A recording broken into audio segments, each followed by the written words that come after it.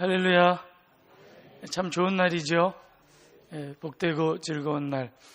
하나님께서 우리와 함께 하셔서 기쁘고 즐겁고, 또 성도들이, 형제 자매들이 이렇게 한자리에 모여 하나님을 예배하여서 기쁘고 즐겁습니다.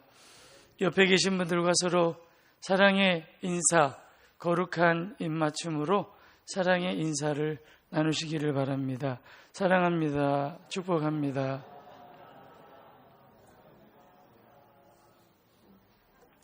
저 볼륨 조금만 더 올려주시겠어요? 네. 오늘 제 헤어스타일 마음에 드시나요? 어제 제 큰아들이 저한테 아버지도 머리를 뒤로 확 넘겨보세요. 그러시는 거예요. 저는 평소에 그러는 거예요. 전 평소에 그렇게 확 뒤로 까는 걸 좋아하지 않아요. 이게 다 보이는 것 같아서. 그래도 오늘 아침에 일어나서 제 아들을 깨웠습니다. 그래? 네가 어저께 얘기한 대로 그럼 네가 한번 해봐라. 그랬더니 이렇게 만들어놨어요. 제가 저희 집사람한테 가서 검사를 받았습니다. 여보 어때? 그랬더니 이상해. 제가 마음이 놓이지 않아서 아들한테 다시 와서 어떠냐 그랬더니 멋있다는 거예요. 제가 둘째 아들도 깨워서, 자는 녀석을 깨워서 야 아빠 머리 어떠냐 그랬더니 나쁘지 않아요. 그러더라고요. 그러면 이게 사람마다 좋아하는 스타일이 다 있는 모양입니다.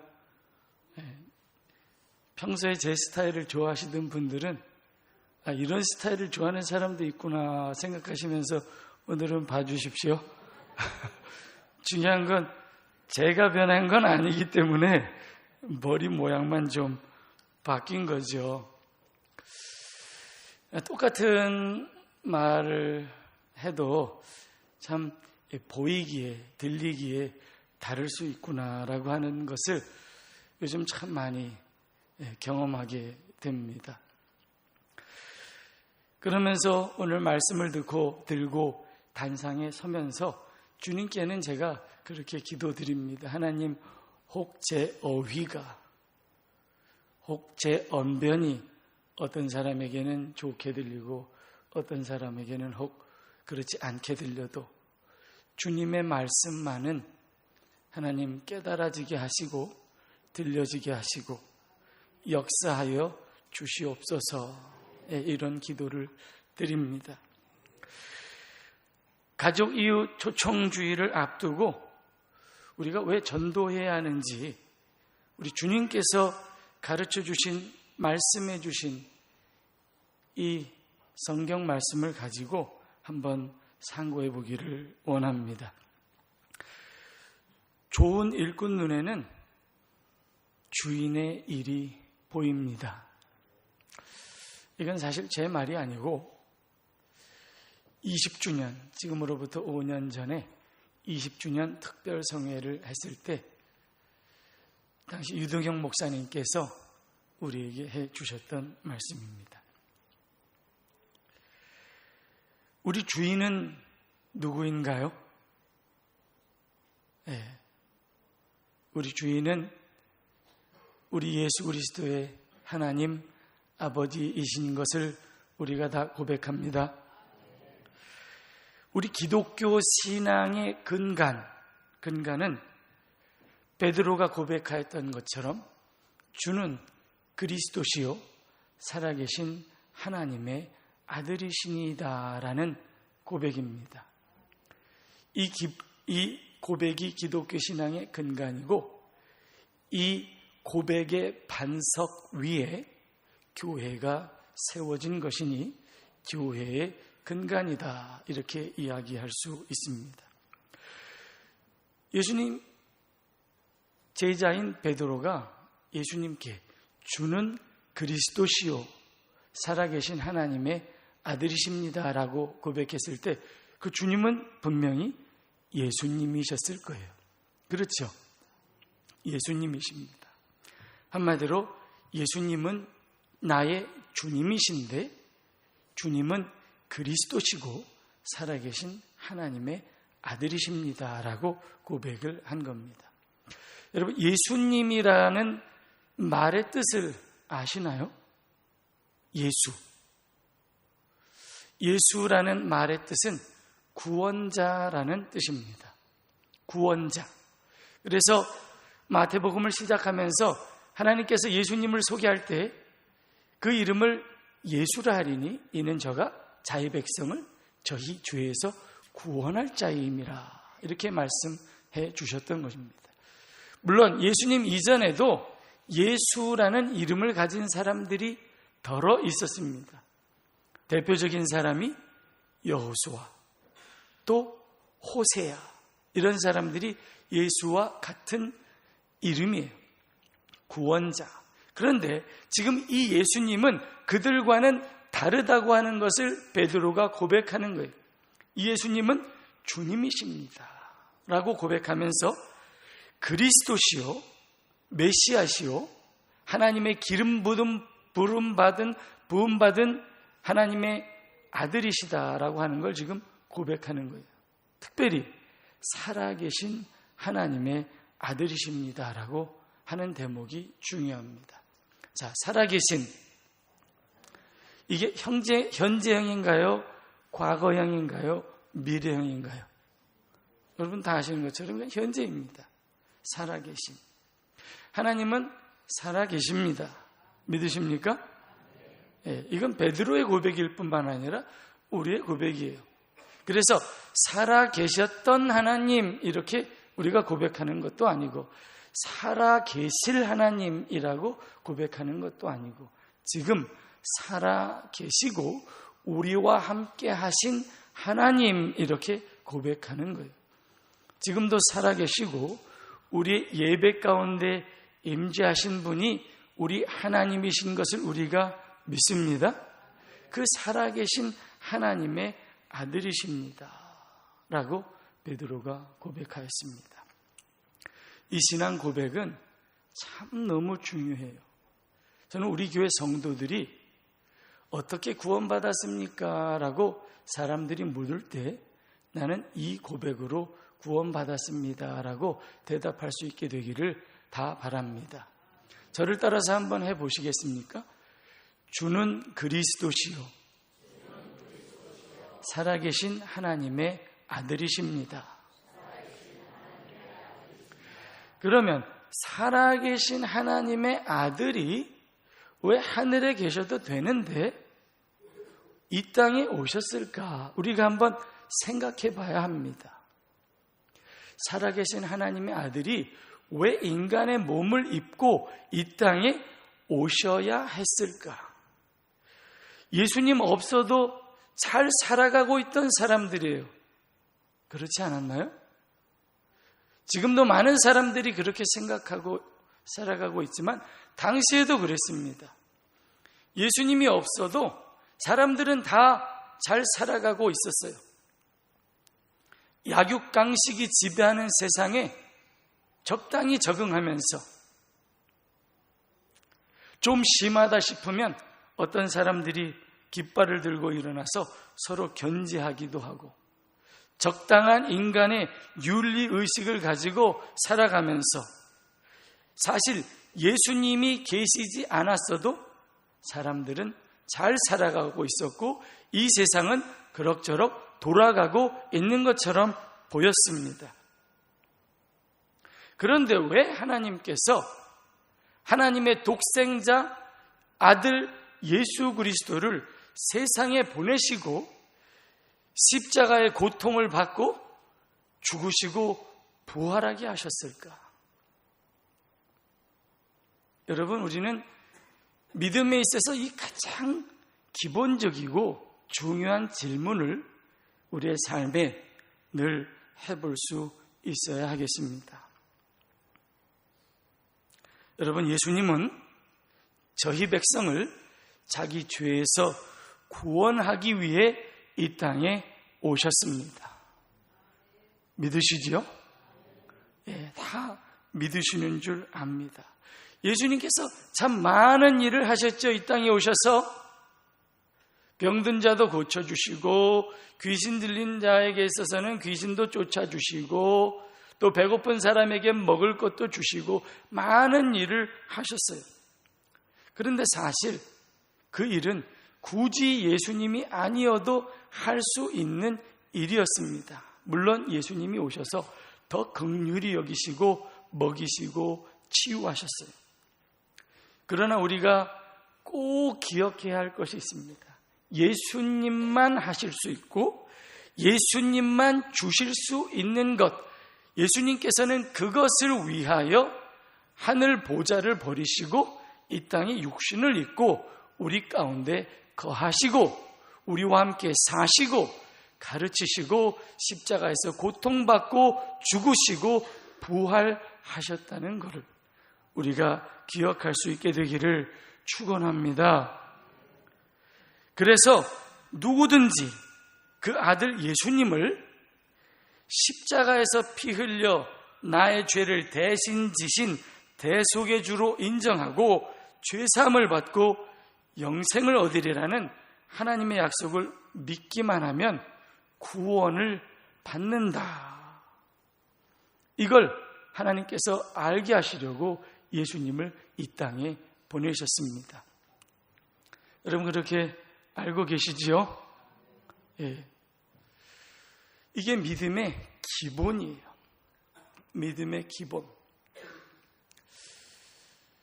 김미희 목사님이 이번 주에 저에게 오셔서 굉장히 심각한 얼굴로 목사님, 어른들도 구원 상담을 그분들이 혹시 부끄러워하셔도 다 한 번씩 했으면 좋겠습니다. 이렇게 이야기를 하셔요.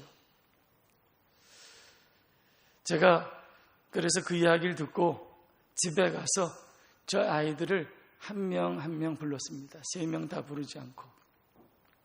너는 구원 받았니? 너는 구원 받았니? 너는 구원 받았니? 그랬더니 참 서당계 3년이면 풍어를 읊는다고요. 다 잘 이야기하더라고요. 감사하지요? 예. 믿음은 들음에서 난다고 말씀하셨습니다. 그리스도의 말씀을 듣는 데서 믿음이 생기고 그 믿음을 입으로 시인함으로 구원에 이른다고 성경은 분명하게 말씀하셨기 때문에 우리가 이렇게 한자리에 모여서 하나님의 말씀을 청해 듣기도 하고 우리의 자녀들을 저 아래 맡겨서 하나님의 말씀을 그렇게 가르치도록 부탁하는 것입니다. 우리 믿음의 대상은 하나님의 약속입니다. 저를 따라서 해보세요. 우리 믿음의 대상은 하나님의 약속입니다.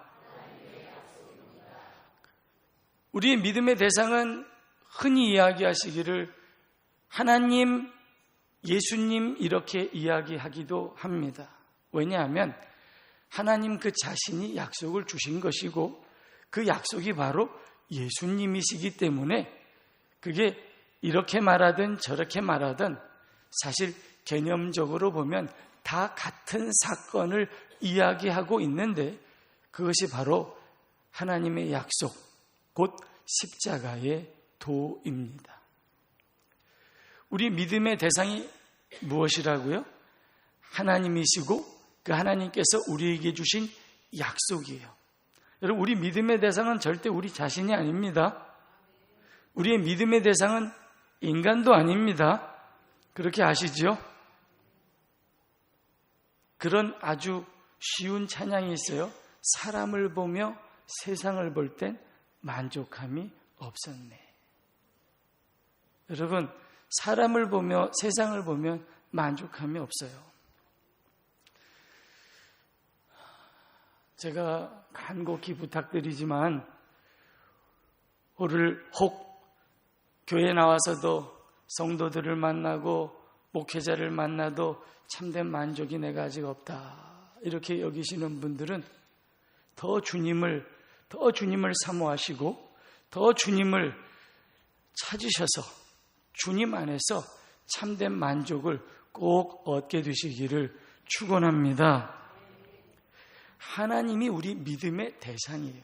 제가 지금 같은 말을 계속 반복하는 건 높아심에서 이 약속만큼은 우리 성도들이 다 알기를 바라는 간절한 마음에서 제가 지금 이야기를 하는 겁니다. 하나님의 약속이 우리 믿음의 대상이다. 그러면 그 하나님의 약속이 뭐냐? 내가 너희에게 구원을 베풀고 싶은데 너희가 죄에 빠져 있다.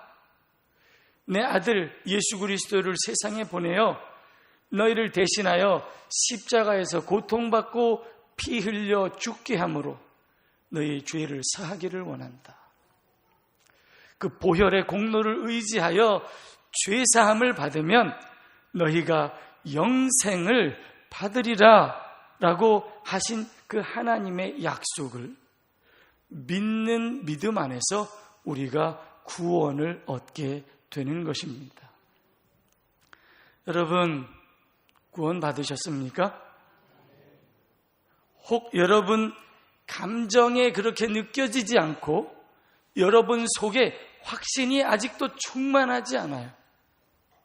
그렇지 아니할지라도 변치 않는 사랑으로 우리에게 언제나 찾아오셔서 내가 너를 사랑한다, 내 언약을 내가 이루리라, 그 언약에 신실하신 주님을 믿고 주님을 의지하며 예배하시면 하나님께서 약속하신 대로 우리를 천국으로 인도하여 들이실 줄 믿습니다. 말씀도 잘 모르고 천국에 대한 확신이 부족하여도 우리 주님의 약속이 신실하시기 때문에 우리 주 예수님만 믿으면 구원을 얻으리라고 한 그 약속 때문에 우리가 구원을 얻게 되는 거예요. 다시 한번 말씀드립니다. 십자가에서 피 흘리셔서 대속의 은혜를 베푸신 예수님의 사랑을 받아들이고 죄사함을 받는 사람은 구원을 얻습니다. 물론 우리 안에 확신이 더 많이 생기고 우리 안에 열정이 불일 듯 일어나게 되면 우리가 더 확실해져서 다른 사람들을 주님께 더 인도할 수 있게 되기도 하겠습니다만, 혹 그렇지 않더라도 하나님의 약속을 의심하지 마시고 주의 신실하심을 믿으며 하나님 허락하신 우리의 삶 동안 하나님 예배하기를, 하나님 믿기를 포기하지 않으시기를 축원합니다. 예수님께서 모든 도시와 마을을 두루 다니셨어요. 예수님 참 부지런하시지요? 예수님 참 부지런하세요. 예, 우리 갈릴리 지방에 또 예루살렘에 같이 가보신 분들은 아실 거예요. 물론 우리는 추운 계절에 갔습니다만 저는 더운 계절에 정말 한낮에 태양이 얼마나 뜨거운지 물이 없으면 정말 이 목이 바짝 마르는 그런 계절에도 제가 거기 갔습니다. 거길 걸으면서 참 제가 주님은 대단하시다, 이런데 두루 다니시면서 가르치시고 전파하시고 병든 사람 고쳐주시고 또 약한 사람 치유하시고, 야, 참 부지런하시다, 그렇게 생각했습니다. 그렇게 바삐 다니시던 주님이 갑자기 36절에 보니까 무리를 보시고 불쌍히 여기시니 라고 말씀하세요. 이유는 그들이 목자 없는 양과 같이 고생하며 기진하니라 라고 이렇게 이유를 설명해 주고 있습니다. 바삐 일하시다가 사람들을 이렇게 보시면서 불쌍히 여기시는 거예요. 제가 이 말의 의미를 설명해 드린 적이 있어요. 이건 단순히 길 가다가 뭐 돈 없는 사람을 보고 이런 정도가 아니에요. 이걸 내가 어떻게 좀 해결해 주고 싶은데, 이걸 내가 고쳐주고 싶은데, 이걸 내가 어떻게 해주고 싶다, 이런 마음속에 애간장이 녹는 듯한 마음을 불쌍히 여긴다. 여기 이 말의 의미입니다. 여러분, 자녀가 아파 보신 분들은 아실 거예요. 자녀 부둥키 안고 병원으로 달려가 보신 분들은 이게 어떤 의미인지 아실 거예요. 이 자식을 누군가 고쳐주면 좋겠다라고 하는 그 불쌍한 마음으로 그들을 보시는데, 보니까 목자 없는 양과 같이 기진하고 고생하고 있는 거예요. 열심히 살아가고 있는 거는 같은데 여전히 목말라하고 여전히 배고파하고, 그런 주님께서 그렇게 불쌍히 보시다가 제자들을 바라보십니다. 그러면서 제자들에게 이렇게 말씀하세요. 추수할 것은 많되 일꾼이 적으니 그러므로 추수하는 주인에게 청하여 추수할 일꾼들을 보내주소서 하라. 우리 눈에는 그럭저럭 잘 살아가고 있는 것처럼 보이지 않습니까? 사람들이 어떻게 보면 예수님 없이 더 잘 살고 있는 것처럼 보이지 않습니까? 그런데 우리 주님의 눈에는 그들이 사망과 저주의 멸망길로 행하고 있는 것이 보이는 거예요. 그래서 그들을 생명과 축복의 길로 인도하시고 건져내시고, 다른 말로 구원하기를 원하시는데, 주님이 이 일을 혼자 하시기보다는 제자들과 함께 하기를 원하신다고 지금 말씀하고 있는 겁니다. 이게 주님의 전도 계획이에요. 주님은 능치 못하실 일이 없어요. 하늘과 땅을 지으신 분이에요. 말 한마디로 무엇이든지 할 수 있는 분인데, 주님께서 제자들에게 지금 이야기해 주세요. 같이 하자. 그래서 추수할 것은 많되 일꾼은 적으니 그러므로 추수하는 주인에게 청하여 일꾼을 보내주소서 하라라고 말씀하시는 거예요. 여러분, 일꾼이십니까? 주님의 이 일이 여러분의 눈에 보이실 수 있게 되기를 축원합니다. 여기서 말하는 일은 전도입니다. 부인할 수 없어요. 이렇게 저렇게 다른 일인 것처럼 우리가 아무리 생각해봐도 이 일은 지금 전도를 이야기하시는데, 추수할 것은 많다라고 말씀하세요. 추수할 것. 봄에 씨 뿌리면서 이렇게 이야기하지 않으실 거예요. 추수할 때가 되었다. 거둘 때가 된 거예요. 곡식이 익어서 휘어져 추수할 때가 되어서 지금 이걸 추수해야 되는데 이게 너무 많은데 일꾼이 적으니 라고 말씀하시는 거예요. 주님의 눈에는 죽어가는 영혼, 지금 구원받아야 돼. 이제 막 구원받아야 돼. 이걸 기다리는 영혼들이 너무 많아. 그런 사람들이 눈에 보이는데 제자들에게 그것이 보이느냐라고 말씀하시는 거예요. 사랑하는 성도 여러분, 주님이 필요하지 않은 사람은 한 사람도 없습니다. 믿으십니까? 프랑스 대혁명 당시에 국민들이 이런 구호를 외쳤다 그래요. 빵이 아니면 죽음을 달라. 빵이 아니면 죽음을 달라. 빵이 아니면 죽음을 달라. 그랬더니 공주가 창밖에 보면서 빵이 없으면 케이크를 먹으면 되지. 왜 죽음을 달라 그러는 거야 저 사람들. 그랬다 그래요.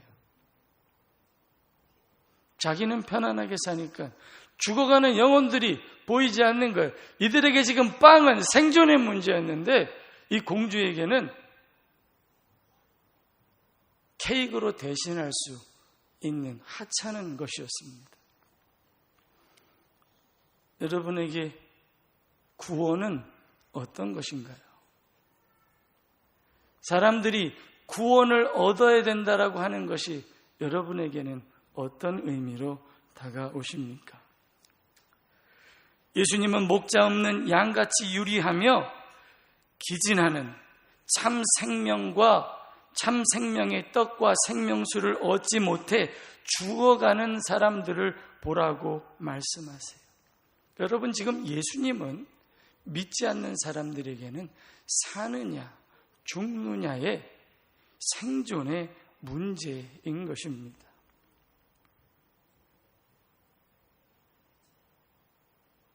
저 영혼 너가 살릴 수 있어. 저 죽어가는 영혼 더 이상 미루지 마. 이게 마지막 기회일 수 있다. 너가 빨리 가서 건져내라. 복음을 전해라. 라고 지금 우리에게 말씀하고 계시는지도 모르겠습니다. 혹 여러분에게 그런 음성을 들려주시면, 여러분의 마음에 그렇게 생각나는 사람이 있으면 용기를 내시고 도전해 보시기를 축원합니다. 제가 부끄러운 간증을 하겠습니다. 어제 늘푸른공원에서 전도하러 나갔는데 한 멋진 가정이 지나가고 있어요. 딱 봐도 교회를 안 다니시는 것 같아요. 우리를 보면서 그냥 지나갔어요. 근데 그분들이 계속 보이는 거예요. 음료수도 거절하고 지나가시고 전도지도 거절하고 지나가시고. 근데 한 번 더 가고 싶었어요, 그분들에게. 근데 거절했잖아. 또 가면 뭐하니? 이런 마음이 드는데 그분들이 계속 가시는 거예요. 보냈습니다. 제 일평생 그분들을 다시 만날지는 모르겠습니다. 하나님께서 또 다른 누구에게 그들에게 복음을 전할 기회를 주시기를 바라는 마음으로 기도할 뿐이에요. 주님께 죄송했습니다. 저는 어려서부터 이 찬송 많이 불렀고 특성도 많이 했습니다. 매일 스치는 사람들 내게 무엇 원하나 공허한 그 눈빛은 무엇으로 채우나 모두 자기 고통과 두려움 가득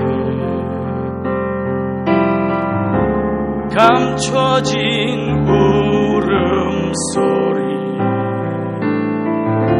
주님 들으시네. 같이 해주시겠어요? 그들은 모두 주가 필요해. 깨지고 상한 마음 주가 여시네. 그들은 모두 주가 필요해. 모두 알게 되리 사랑의 주님.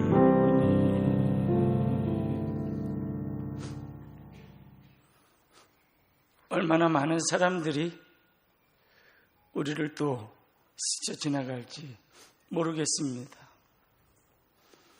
얼마나 많은 기회가 또 우리 앞에서 스쳐 지나갈지 모르겠습니다.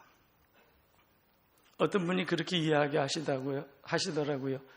기회는 뒷머리가 없다. 앞에서 올 때는 잡을 것이 있지만 지나가 버리면 잡을 수 없다.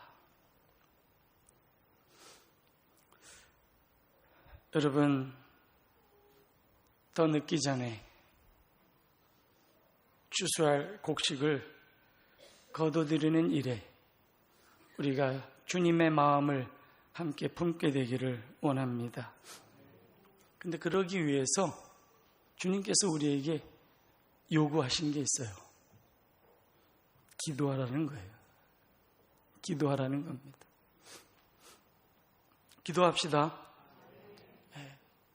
다음 주가 가족 이웃 초청 주일인데 아직 내 마음에 그런 게 생기지 않으신 분들은 너무 부담스러워하지는 마세요. 그러나 기도는 한번 해보시기 바랍니다. 왜? 주님께서 기도하라고 말씀하셨으니까. 오늘 3부 예배에 계속해서 제가 이 말씀을 전할 텐데요.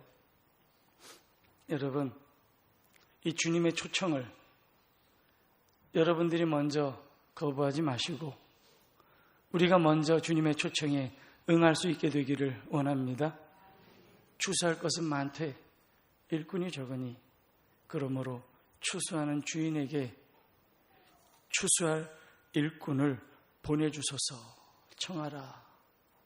기도합시다. 함께 기도합시다. 이 시간 함께 기도하기를 원합니다. 함께 기도합시다. 하나님, 제가 아직 주님의 마음 잘 모르겠습니다.